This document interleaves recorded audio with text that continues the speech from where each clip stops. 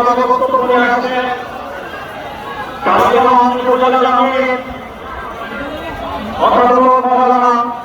অনিরুল Rahman.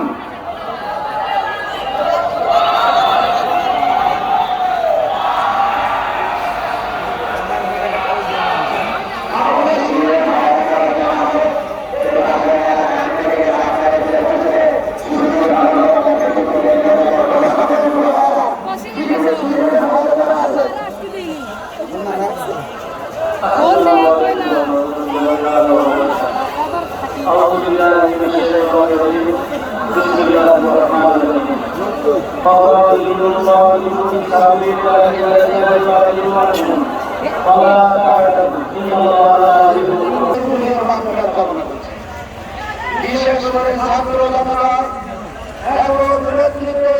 Dhaka university থেকে শুরু করে সর্বনিম্ন শ্রেণী সমন্বয়ের দ্বারা তাদের ধন্যবাদ জানাচ্ছি।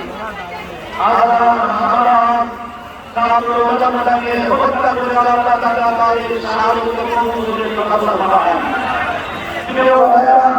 আমি একটা পরিচিত সূরা বাকারা এই কথাগুলো বলে আমি আমার আলোচনা সংক্ষেপ করতে চাই।